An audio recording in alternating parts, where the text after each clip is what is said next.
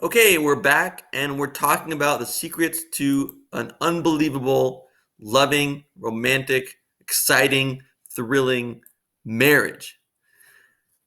Now, this only apply obviously to some of you, and I should tell you that I am actually divorced.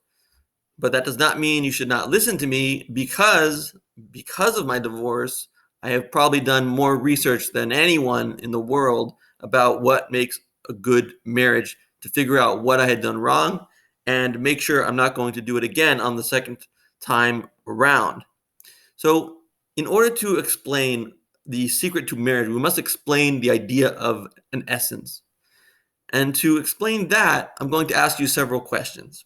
And the questions are as follows. If you lost your leg, would you still be you? If you lost your lung, would you still be you? If you lost your hearing, would you still be you? If you lost all of your opinions and everything you held in one case, you now hold the other opinion, would you still be you? What if all the things that you're embarrassed about you are not embarrassed about, and all the things that you're not embarrassed about you are embarrassed about? Would you still be you? What about all the things that you're jealous about you are not jealous about? Would you still be you? What about all the situations that you look at and think are bad, you actually think now is good? And the things that you thought were good, you now think is bad. It's completely changed. Um, would you still be you?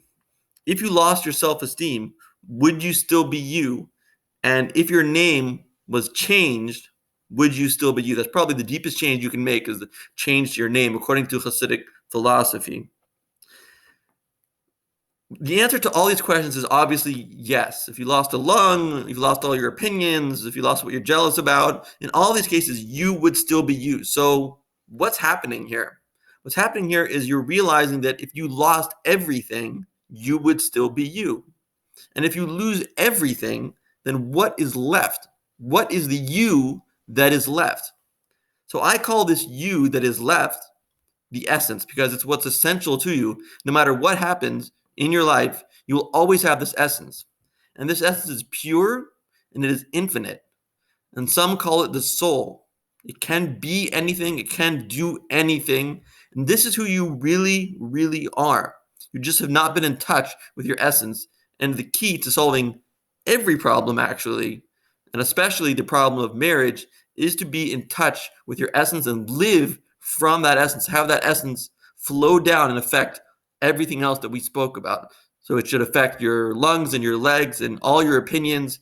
We want that essence to come out and affect and unite all these other areas of your life. The location of this essence, if you want to know, is above your head because it is so holy that the Orthodox Jews wear a yarmulke, as you can see, because the essence is over the head. That is the physical location. So what you really want to be doing is living from that space above your head. That's where you want your focus to be. And it is in Hasidic philosophy is spoken about as flame, and you constantly have to have good thoughts to keep the flame going. You have to constantly add oil to keep the flame going. But this is a place where there is no depression because you can feel whatever you want, and there is no addiction because you can do whatever you want. You're completely in control of your actions. So if you see someone snorting up cocaine and you're a cocaine addict, you have every ability because you're the essence, because you're anything. You have every ability to say no and to do what you want, what you really want. So how does this apply to marriage? So we'll go through a few examples of problems that could crop up in a marriage and how getting in touch with our essence, getting in touch with our soul, getting in touch with our true being is the answer to those problems. So one thing that I didn't come up with, but Jordan Peterson came up with it, a very renowned psychologist, is to be able to state the other's opinion. So if you're arguing about something, can you state the other one's opinion? And that's what you should do. Each one should state each other's opinion and state their opinion so well that the other person agrees that you have represented their view properly. So always be able to state the other person's view And when you get into an argument, you immediately go into this mode where you're stating each other's opinions as well as they approve, to the extent that they approve of the way you have represented their opinion. This is the essence, because what you've done is you've taken the argument to its core, you've taken the argument to its united force, and you've said that my opinion doesn't have to be this. My opinion can be the complete opposite of this. So this is an example of the essence solving a problem of marriage, because once again, you are taking something that was one way, you're moving it to the opposite extreme, and in doing so, you're showing that there really is no right answer. Really, it's just an essence. Really, it just is what it is. The arguments are what they are, and the truth is somewhere between them or both of them, but it's not stuck in any one person. No one person has the truth. The truth is just the essence. Another thing that is important in a marriage that I've heard from a therapist is to always be curious about getting to know the other person. Once you get married, you become married and you are that way for a while, you start to think, I know this person like the back of my hand. Not good. That's not a good philosophy for your marriage.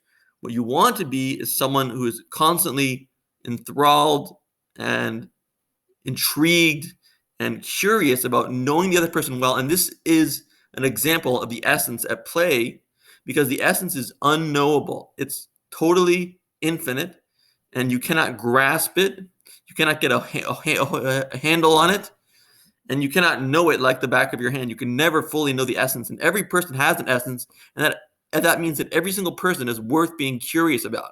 We should be curious about every single person that we meet and truly listen to what they have to say, because they have something unique to say that nobody has ever said quite that way before. The other problem is that we sort of stop dating when we get married. We think dating is just when you're seeing if you're going to be partners, when really that's just the beginning. The dating starts when you're married. From then on, you start dating. So you should always be seducing each other and doing nice things for each other and putting your best foot forward for each other. Another problem that can arise in a marriage is that, let's say, the wife is more successful than the husband, or the husband is more successful than the wife, and this is basically jealousy at its core. And at the essence level, there is no jealousy, and that is because there are no definitions, there are no separations in the essence. It is totally united, and that means that you are united with your spouse. If your spouse is doing something good, you are doing something good. If your other spouse is doing something good, you are doing something good. It's always your essence. The essence is above both of you. And in the Jewish tradition, we get married under a chuppah, which is a canopy, because there's always something above us, and that is God. But if you want to just think of it as being the essence, it's the essence. The essence is higher than you both and unites you both. So there is no room for jealousy. There is no thought that one is better than the other, because you are united. Another thing, and I'm taking this mostly from other people, but I'm just showing you how it's all one solution. All of these solutions have, all these problems have one solution, and that solution is the essence.